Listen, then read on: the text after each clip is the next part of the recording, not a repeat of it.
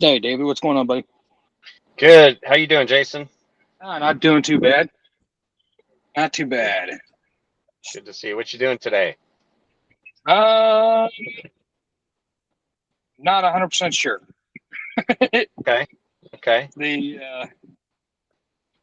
I've literally finally got my testing thing figured out. Okay. Literally just got an email a few minutes ago, well, about an hour ago. Okay. Um, they finally got my thing fixed. This PSI did, and so now I can finally test. So Okay. the um, so yeah, so finally So remind me. really, Go ahead. so I finally be able to get that scheduled now. Now that that's Okay. set up, because they Good. would Good. it had me in as it had me for reciprocity tests and not for initial tests, and so Okay. but yeah, it's all fixed now. So Okay. Good deal. Good deal. Good. Good. All right. That's great. Good to hear. And we have our market center admin removing the AI Yep, mem- that's what I'm members. doing. Thank you, Rachel. It's annoying because you see all these note takers on here. You're like, who's on the call? Right. Right. Yeah. Yeah. Hey, Fatuma, how are you? I am blessed. How are you? Good to see you in One here. second, I'm on a call. Good, good, good. I'm good. It's good to see Praise you. Yeshua. You too.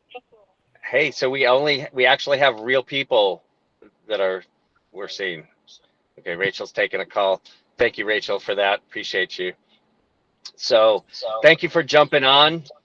Um, we'll wait a couple of minutes. What's on your plate today, Fatuma? I am currently sitting in the driveway at the house we bought. I'm waiting for the foundation person to look around the house. So I'm here, and Okay, if he you need might to get go, my we'll attention. understand why. Yes, thank Sure. you. Of course, of course. Of course. No, that's the beauty of this profession is that you can do multiple things while you're doing it. I just took a call from uh, a client. He's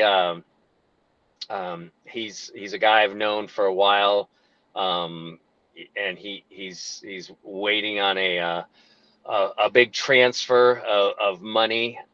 He's been waiting on that for a little bit for to happen, but when he does, he wants to start doing some real estate stuff. And I've Mm. been helping him with some other things as well. But and right now he's just living from month to month. He and his wife, older gentleman, wonderful man. And anyway, so he put me in touch with his landlord who wanted to sell their home, and it's supposed to be closing hopefully tomorrow, but it might be Monday or Tuesday. We've got some roadblocks that we need to overcome, which happens sometimes. Sometimes you do everything right, and there's still things that happen that you had no control over. So that's where we're at right now. Anyway, so my friend who is a tenant, um, he was supposed to have all of his stuff out at the beginning of the week, and he had 90% of it, and then he got to 95%, and then he threw his back out, so he can't do anything. And the landlord, the owner, my client, my seller, is very upset that because he wants to leave that home without any of his tenants' stuff in there. And I get it. I've sold homes like that where I had tenants and they swore that they were going to get everything out. And guess what? I don't think anybody ever got 100% of their stuff out. There was always stuff. Um, and so I get it. So I'm having to shift my afternoon. I'm going to go drive my truck over there and help him get that stuff out. You don't have to, it's rare that you actually have to do physical work for your clients. And I don't have to do it, but I want to do it. It's just one of those things that we just touched on briefly. Shelly and Chris touched on briefly at team meeting about unreasonable hospitality, going over and above for your clients. And this is actually I've done this probably 2 or 3 times, over the course of the last few years, for clients, just because sometimes it's just a good thing to do. You're serving above and beyond what you're getting paid for and what you agreed to do and what they asked you to do. It's just the right time. Now, sometimes you just say no, you can't, for various reasons. And there's times when you have to discern when is it good for me not to help somebody, and when is it good for me to help somebody. Sometimes when we help people, we are removing a challenge that the Lord wanted that person to go through. Do you follow me? And sometimes he wants you to help to show it, to be an example of his mercy and his love for those people, and that has the impact. And so it's like, okay, Lord, I need wisdom and discernment on when to help and when not to help. That goes with our children as well, and in all of our relationships. Sometimes you just clean up the room, but most of the times you say, sorry, you want to eat, you got to clean your room. So, right? All that stuff. Right? So you got to be tough sometimes. It's called tough love, but it's still love. And God's love is tough sometimes, right? When we need it, it's tough. It's like, Lord, why am I going through this trial and tribulation? It's like, I got you. I'm building discipline. I'm preparing you for a promotion in the kingdom, right? So that's why you're going through this stuff. Rachel, you ever go through some difficult times? Right now. Okay. Right now, I am going Yeah. through it. I've got major plumbing issues that I'm trying to figure out and all kinds of Yeah. things, and I'm definitely going through it, but Yeah. I am trusting God in the process and taking it one day at a time. Amen. Well, give me an update when you get a chance. Okay. I want to make sure, yeah. Yeah. Anyway, so we all have those times. That's not the purpose of what I wanted to talk about today, but that, sometimes you just roll with it. So one of the things I want to talk about is, and I think Chris is dealing with a transaction right now, and both Chris's, K and CH, you know who I mean. But one of the things I wanted to talk about was, sometimes God puts something on our heart, and then what we tend to do, and we all do this, our flesh, our perception as it is today, we begin to form how we think that looks like, right? God puts something on our heart, and then we start to color it in and fill it out, the details. Hi, Maital.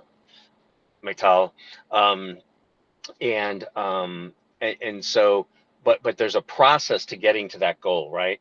So hopefully, if you haven't already, you want to have written down a goal that you have for where you want to be a year from now, some things that you want to see with your family, your relationships, your business, and all of those things are related. Um, and you want to see, you have a vision of what that looks like a year from now. And then I want to encourage you also to have another one for 3 years from now, for your business. How many, what's my gross sales volume going to look like, right? Is it going to be 1 million, 2 million, 5 million, or do I want to go for 10 million? And all of those things people have done before in 3 years, but it takes different levels of activity, engagement, and staying the course. And then, of course, you want to do 5 and 10 years out. It's always good to have those goals, to put them out there. Now, we understand, as I was saying before, my current perception of what I believe God placed on my heart looks like this. But as I get down the road, I'm like, oh, it wasn't exactly just like that. It's more like this, right? And so we can make course corrections along the way, but a lot of people don't write down their goals because they're afraid that they might not have it right. It's likely to change. It's not going to look exactly the same, or that I'm not sure I'm willing to put in the work to get there. If we're really honest with ourselves, any any big goal, uh, any big goal requires, if that, my wife was just calling, if she calls again, I got to pick up. Um, uh, any big goal requires a lot of effort, and it requires us to change from where we are now, right? We are all at different places in our lives right now, each one of us individually, and we're there not because our parents, not because somebody hurt us or whatever. It's because we made all the choices to be exactly where we're at. And so the first thing is that we have to accept a responsibility for where we're at, and if we're not where where we are at is not where we want to be, whose fault is it? You know, do I look at the government? Do I look at my parents? Do I look at my spouse? Do I look at this or that? No, I have to look at myself, right? We have the ability to change our current situation, our future situation, I should say, and our current. And so first is taking responsibility. Another step we need to take is, okay, this is my goal. Let's say I have a goal to reach, you know, 1 million in volume by the end of this year, if I'm a new agent, or 2 million, whatever it is. I want to cap by the end of the year. Okay, what activities are going to be required in order for you to get there? And then we set those out. We talk to somebody, we talk to a coach and say, okay, this is what you need to do. Keep doing this. And then all of a sudden we're 1-2 months in and we don't see a lot of change. Maybe we're 4 or 5 months in. It's like, where I thought that I'd be seeing some results of some fruits of all my labors of I did a lot of the stuff that the coach told me to do. And at that point we need to do an assessment. Did I really do everything my coach told me to do? Number one. And number two, it takes time. Trust the system, trust the process. All of Keller's processes that we have, all of the systems that we have, these are tried and true, they're proven. Gary Keller is an exceptional businessman and who has a great heart and a great mind, and he has surrounded himself with exceptional people, and these systems work. Yes, they get tweaked from time to time. That's good. We like tweaks. We like tweaks to help improve. Hey, this works, but this might work a little bit better, you know. And so, you know, so we just adapt and we grow and we trust the system and we keep doing things, even though, man, I'm working. It doesn't seem to be, you know, producing any fruit. And it was funny. I've been working. I just got done. I have a training situation. Sorry, somebody keeps calling me. Not my wife though. Again, if she calls again, I'll pick up. I need to pause and answer it. But I've been working with this trainer for 8 years. When I went in, I was limping in pain. I was almost in tears walking into his office, and I never thought I would pay a trainer for anything. I've done triathlons, I've done all sorts of sports. I know a lot of things, have a lot of skills, but I was desperate.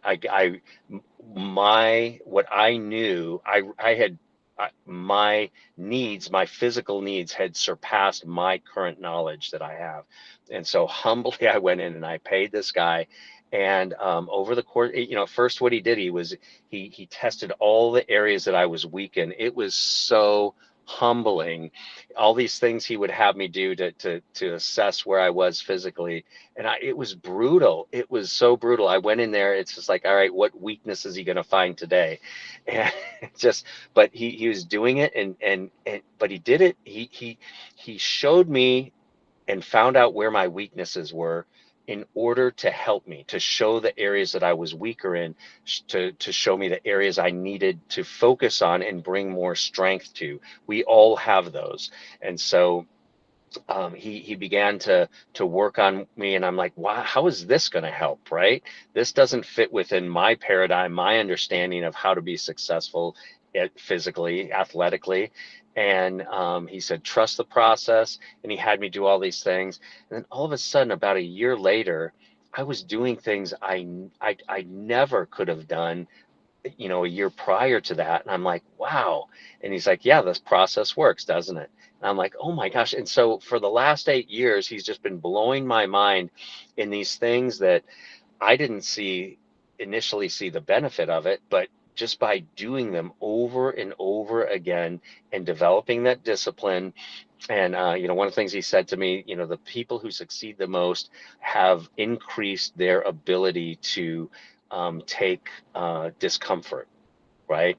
When we're working out and we're trying to press beyond where we're at currently, it requires discomfort, right? To get out of our comfort zone, to use a football analogy, you got to get out of your comfort zone to be able to get into the end zone. It's corny, it's cheesy, I know, but you get the idea. And so we have to, our natural proclivity, our natural tendency is to not push ourselves too hard. We don't want to become too uncomfortable, right? We're all like that. That's how our flesh is wired. Where's the comfort?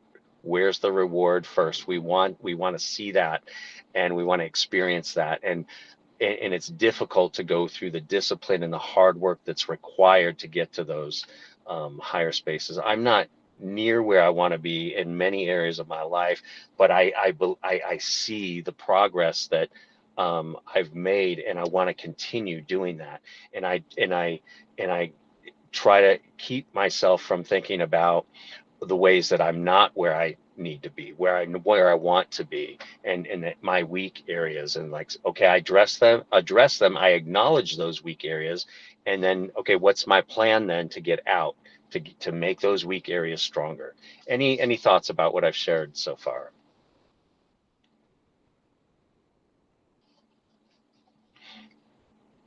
Okay. All right. I wanted to say something, but the guy is really loud with his. So I'm gonna raise the windows here. That's all right. So what I wanted to say, I really appreciate what you're saying. It reminded me of something that somebody said, is that when you're born, you look like your parents, but when you die, you look like your decisions. And Yeah. Wow. it was a woman that I was listening to. Definitely does not come thankful because Oh, this is a new thing, it's a new thing, and there's a lot going on. And once I have this fear, okay, well, when I'm gonna get my first things, and so it's almost as though you are speaking that which Abba's been talking to me about, which is, when I say Abba, I mean Father, that's what I call him. So it's more like I am starting to feel the fear and the stress of, I need to get this thing started because it's almost the end of the year, and I'm having to quiet my flesh a whole lot. And I'm realizing I am in a brand new level of faith that I'm yeah. telling Abba, can you just give it to me? Can you just give it to me? Okay, I know you. And he's like, it doesn't work like that.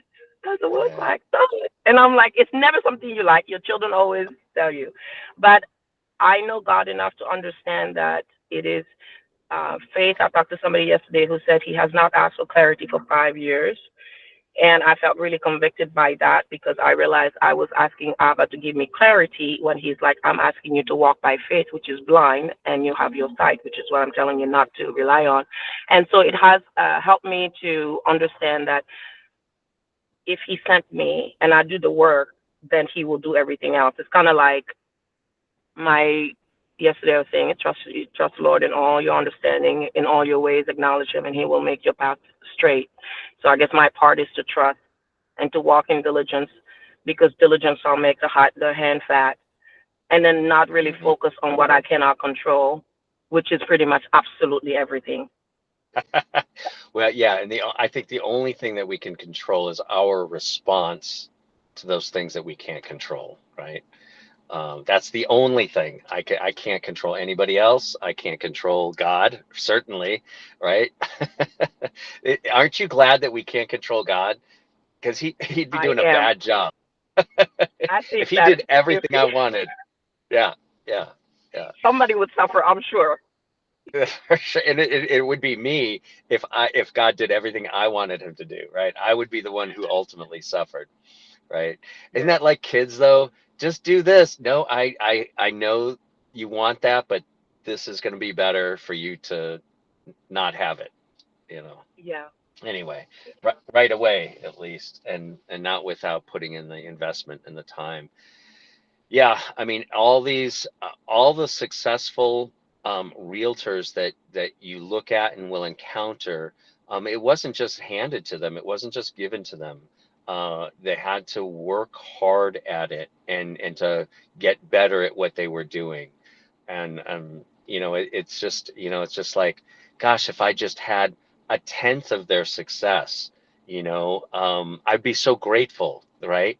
And do I really have to work that hard, to get just the tenth? And yeah, we we do, but it pays out. It pays out. So I got a lender calling me, but just again, it's trusting the process. Um, I'm gonna close out with this illustration. Um, uh, there was my trainer shared with me. Oh, there's a guy walking across the street with his what do you call that? The Marmaduke dog. Um, what is that? I know nothing about dogs. Only I know certain breeds. it. Yeah, this is one of the bigger Marmaduke, and Marmaduke was an old cartoon. Sorry about that. Um, but yeah, so there was a guy. He owns the most successful health club fitness place in the nation, and he owns just the one, right? And so it's so successful because a little over 70% of the members at that health club are also have also purchased training. They're being trained by their trainers. And in most health clubs, they would love it if they could get 10% of their members also purchasing training. And so he's just done such a good job at that and focusing on that.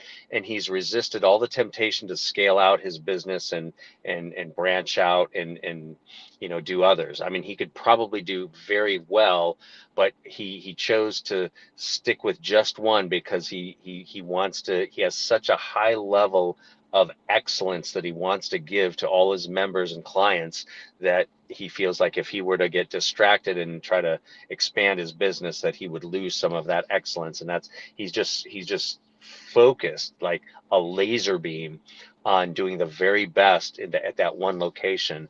And he tells a story. He's a pilot as well, and his wife, he's down in Gainesville, Florida, and his wife was in Alabama, and he was going to go fly out and pick her up at the end of the day. And it was getting dark, but he was an experienced pilot, and he logged his flight plan and told everybody, people knew where he was going, when he was leaving, when he was expected to be there. And so it was a little airport in Alabama, and they were ready for him. Well, as he's flying out and goes out over the Gulf of Mexico, his flight plan took him over the Gulf of Mexico before he turned back up north to go to Alabama. And over the water, he encountered a thunderstorm. There's lots of thunderstorms in the Florida area, and a lightning hit his plane and knocked out all the electrical instrumentation.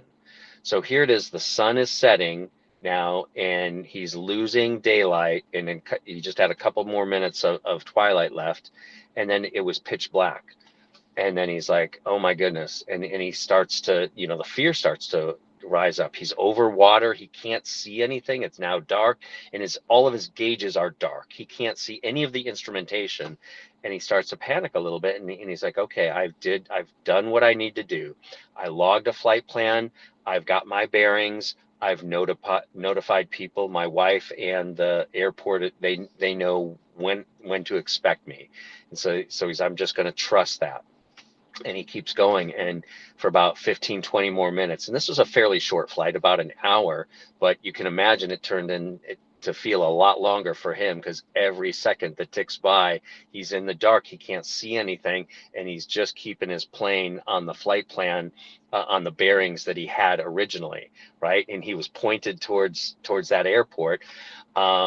And then, he went on a little bit further, and the fuel started to go down, and he's starting to look at that fuel gauge. And I guess he had a lighter or something that he could put up against the fuel gauge and see. But he started to panic more, and he's like, okay, no, I did everything right. I filed my flight plan. I logged it. I I had my bearings pointed towards the airport, and I told people when to expect me, and they're expecting me. And then pretty soon he goes about 10 more minutes, and now his fuel is dangerously low, and he's not seeing anything. He's like, I should have seen the airport. He's looking for the runway lights, right? He's not seeing any of those, and he's like, obviously the wind took me off course or something like that. And then he's just panicking. He's like, oh my goodness, what's going to happen? And then all of a sudden, off in the distance, and to the left, he sees these runway lights go on, and he realizes that's not my airport, right? All of a sudden, the runway lights are on, and he's able to land. But what happened was the guys at the original airport where we were supposed to, they realized that he hadn't shown up. Because he logged his flight plan. They knew that he was, that he'd done this trip before. They knew what time to expect him, and he didn't show up. So they notified all the other smaller airports in the area, hey, throw on your lights. We've got a pilot who's off course, obviously. Throw on your lights because he's probably running out of fuel. And so sure enough, he just trusted the process. He didn't panic, right? He got fear. He felt the fear. He felt the anxiety, but he didn't panic, and he didn't bail. And so he stayed the course. He didn't deviate from his flight plan at all. And, he made it. He made it. And so, when that's how it is with us. We can get down where we feel like the gas gauge is on empty. It's like, Lord, I don't know if I can handle so much more. I've got to have some kind of breakthrough. And then just at the right time, the Lord gives us exactly what we need. And so hopefully we can be that for other people, and hopefully we can experience it ourselves as well. Any thoughts before we close out?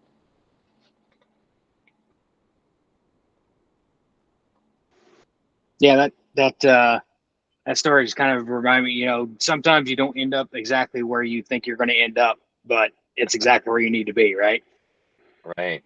Yeah, that's good, Jason. I didn't even pick that up. That's a good nugget to take away from that. Sometimes it's not where you thought you were going to be, but it's where you need to be. That's really good. That's good. All right, guys. Thank you so much for joining. If you have any questions for me, I'm a phone call or a text away. We're here to help. Bless you all.